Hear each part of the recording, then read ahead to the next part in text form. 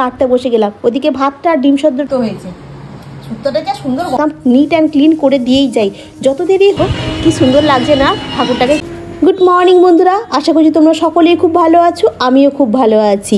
আর সকালবেলা যে স্নান টান হয়ে গেছে, তার আগে ঘর দালানটা খালি ঝাঁট দেওয়া হয়ে গেছে আর মুছে হয়ে গেছে, বাকি কিছু কাজ হয়নি। আর এই জন্য বিছনাটা গুছিয়ে নিচ্ছি। আগের দিনকে একটা পাখার মিস্ত্রি আসবে বলেছিল বলে চাদরটাকে আমি পেতে রেখেছিলাম, এই চাদরটার উপরে ওই চাদরটা পেতে রেখেছি, কারণ এটা সাদা চাদর, ধুলো ধুলো পড়লে দাগ ফাগ হবে ওই জন্য। তো দেখলাম এলো না, কালকে রাত্রেবেলা শোয়ার সময় তুলিনি, ওটার উপরেই শুয়ে পড়েছিলাম, ওই জন্য চাদরটাকে এখন তুলে ফেলে দিলাম, দিয়ে একটু টান টান করে গুছিয়ে পরিষ্কার করে নিলাম বিছনাটা। এখন রান্না বাকি আছে, আনাজ কাটতে হবে, সবই বাকি থাকে। কিন্তু সকালবেলা ঘুম থেকে উঠে বিছনাটা যদি না গোছাই না, মনটা কেমন একটা হয়। বিছনাটা পরিষ্কার থাকলে কেউ আসুক বসুক যাই করুক দেখতে খুব ভালো লাগবে, যে না সকাল সকাল বিছনা গুছিয়ে ঘর দালানটা ঝাঁট দিয়ে পরিষ্কার করে মোছা আছে। আর বাসি কাজ না সারলে হয় না, তাই কি না? আগে একটা সময় ছিল যখন ভাবতাম সবাই কি সুন্দর অফিস যায়, কি সুন্দর ঘরের কাজ করছে, কি ভাল লাগছে দেখতে। ওই যে বলেন না, নদীর ওপার থেকে দেখিয়া ভাবি তুমি খুব সুখী আছো, আমি খুব দুঃখী, এইরকম ব্যাপারটা। তখন এটা ভাবতাম, কিন্তু এখন বুঝতে পারছি যে বেরোতে হবে, রান্না করতে হবে, কাজ করতে হবে। হ্যাঁ, এই মানে দুরকম অভিজ্ঞতাই হয়ে গেল। এক বাড়িতে থেকে পাখা চালিয়ে ঘরে রান্নাবান্না করে একটু শুয়ে রেস্ট নেওয়া দুপুরবেলা, আবার এই সকাল সকাল রান্নাবান্না করে ঘর থেকে তাড়াতাড়ি করে কীভাবে বেরোতে হবে সেটার একটা চিন্তা। তো আজকে হবে শুক্তো আর হবে ডিমের ঝাল। ভাতটা বসিয়ে দিয়েছি অলরেডি, আর ওখানে ডিমটাও সেদ্ধ বসিয়ে দিয়েছি। তো দুটো গ্যাসে তোমার ওভেনই ব্লক হয়ে গেছে, তো ওই জন্য ইন্ডাকশানটা চালিয়ে নিচ্ছি। আজ এখন একটু চা করবো। তনু আজকে ঘুম থেকে উঠে পড়েছে অনেকক্ষণ আগে। শুক্তোর বাজারটা করে নিয়ে এসেছিলাম তোমার শনিবার দিনকে, আজকে একটু শুক্তো রান্না করবো বলে আনাজটা কাটতে বসে গেলাম। ওদিকে ভাতটা আর ডিম সেদ্ধটা হচ্ছে অলরেডি। ফাইনালি রান্নাটা কমপ্লিট করতে পারলাম। এবারে বাসন মাজা আছে আর আছে ওই গ্যাসের ওখানটা মুছবো। এক সময় এমন হয়ে যায় কথাগুলো বলতে বলতে। তো আজকে শুক্তোটাতে প্রিয়াঙ্কা যেমন বলে দিয়েছিল লাস্টে রাঁধুনি আর মৌরি দিতে, সেইভাবেই শুক্তোটা রান্না করছি। আর শুক্তোটা একদম এক্সিলেন্ট খেতে হয়েছিল আগেরবারেও, আর আজকেও রান্না করেছি। চলো তোমাদের ফাইনাল লুকটা দেখায় কীভাবে কিরম শুক্তোর কালারটা হয়েছে। আর আজকে হচ্ছে ডিমের ঝাল। লাইটটা অন করে নিই।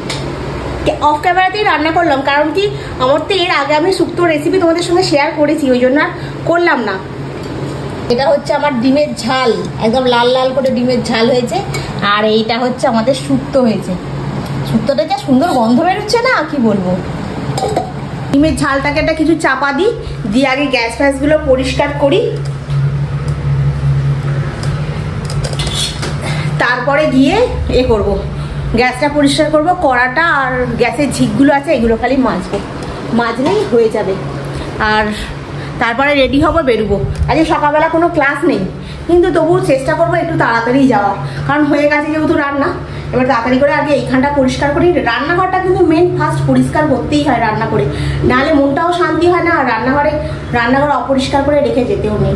বাস্তুশাস্ত্র অনুযায়ী রান্নাঘরটাকে সবসময় পরিষ্কার রাখতে হবে রান্না করার পর। মানে এই যে গ্যাসগুলোকে পরিষ্কার যদি না রাখো না, সেই রাহু কেতু কর্তকীত এরকম থাকে, তাতে সংসারের নাকি অমঙ্গল হয়, এবং সংসারে যারা থাকে তাদেরও নাকি শরীর টরীর খুব খারাপ করে। তাই রান্নাঘরটা সবসময় মানে পরিষ্কার রাখতে হয়। রান্না করার পর কিংবা রাতে শুতে যাওয়ার আগে একটু বাসন কোসন ফেলে রাখতে নেই। তারপরে তোমার যেটা খেয়েছো সেই খাবারের বাসনও ফেলে রাখলে নাকি মা লক্ষ্মী অসন্তুষ্ট হয়। সেই আমি একবার শুনে নিয়েছিলাম, সেই থেকে আমি সবসময় চেষ্টা করি রাতে শুতে যাওয়ার আগে আর অফিস যাওয়ার আগেও আমি রান্নাঘর একদম নিট অ্যান্ড ক্লিন করে দিয়েই যাই, যত দেরি হোক না কেন আমার। ওই জন্য সব পরিষ্কার করে রেখে যাই, তার জন্য আমি সকাল সকাল ঘুম থেকে উঠি। আজকে ফেরার পথে দেখছি এখানে খুব সুন্দর করে একটা কালী পুজো হচ্ছে। দেখো কি সুন্দর লাগছে না, ঠাকুরটাকে কি সুন্দর সাজিয়েছে, কি ভালো লাগছে দেখতে। ছোট্ট করে একটা ভিডিও করলাম। তনু পড়তে গেছিল, আর আমি অফিস থেকে বাড়ি এসে দেখি তনু পড়তে চলে গেছে।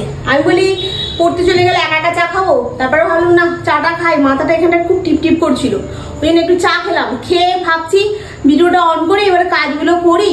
ও বাবা, দেখি কারেন্ট চলে গেল। বসে বসে কি করব। আমি এবার চার্জারটাকে জ্বালিয়ে দেখি চার্জ নেই। ফোনের লাইটটা জ্বেলে অগত্যায় আমি বসে বসে এডিট করতে শুরু করলাম। তার খানিকক্ষণ মানে অনেকক্ষণ বাদে কারেন্টটা এলো। আসতে এইখানে এসে আজকে এই ওটসের ছিলকা তৈরি করবো বলে এইখানে সব রেডি করে নিয়েছি। আর এখানে দুধটাকেও জাল দিয়ে নিয়েছি, ওটাকেও তোমার গরম, বাবা হাত দেবো না, ওটাকেও সেই দই পাতবো। আর এখানে চাটু বসিয়ে দিয়েছি, তেলও দিয়ে দিয়েছি। এবারে একটুখানি এই ছিলকাটাকে বানিয়ে নিলেই হয়ে যাবে আজকে রাতের ডিনার। আজকে যেহেতু তোমার নিরামিষ নয়, আজকে একটু পেঁয়াজ দিয়েছি, কাঁচা লঙ্কা তো দিয়েছিলাম, একটু পেঁয়াজও দিয়েছি। আর আসার সময় অল্প একটু টক দইও নিয়ে এসেছি, টক দইটাকে আজকে পাতবো। আর অল্প একটু সেই টক দই ছিল অনেকদিন আগে। আজকে ছিলকাটা আরো ভালো খেতে হবে, কারণ আজকে একটু পেঁয়াজ পড়েছে তো, নিরামিষের থেকে পেঁয়াজ দিয়ে করলে বেশি ভালো খেতে হয়। আর কালারটা দেখো পিছন দিকে কি সুন্দর উঠেছে না? আর সামনের দিকটাও এইভাবেই হবে, মানে ভালো করে শিখতে হবে অনেকক্ষণ ধরে।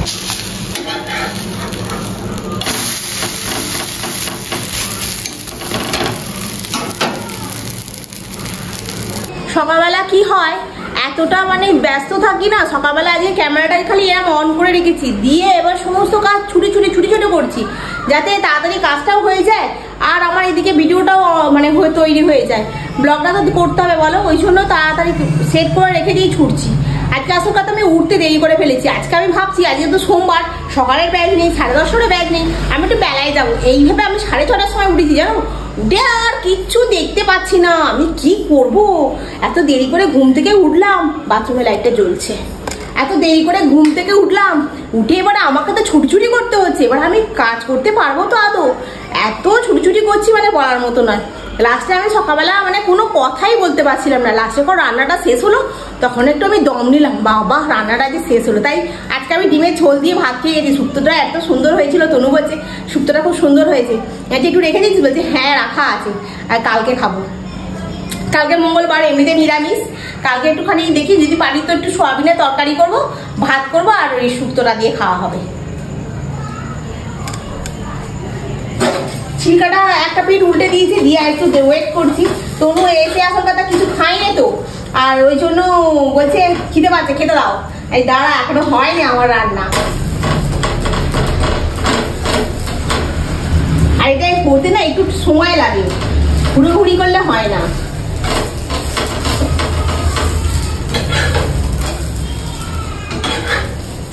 একটু কড়কড়ের মতো না হলে না খেতে ভালো লাগবে না। আরে করে নিয়ে এটা, হ্যাঁ করে নিয়ে তনুকে আগে খেতে দিই, তারপরে আমি আবার আসছি।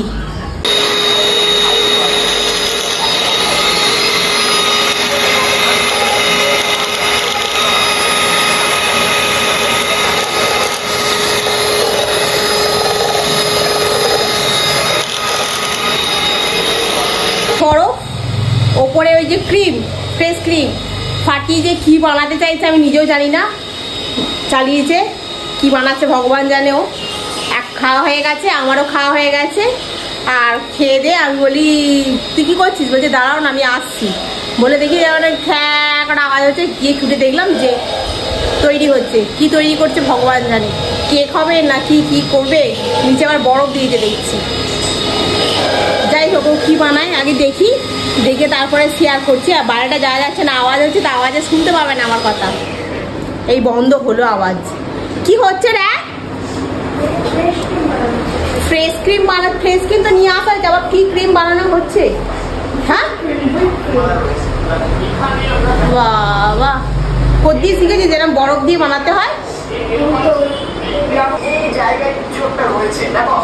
একটা নতুন নিয়ে এসেছিলাম না, ওটা আছে তো, আশেপাশে কোনো যন্ত্রপাতি নেই, কিন্তু আমি কিরম হচ্ছে দেখি, সামনে নিয়ে গিয়েছিলাম। এটা হয়েছিল, কেক হবে এটা?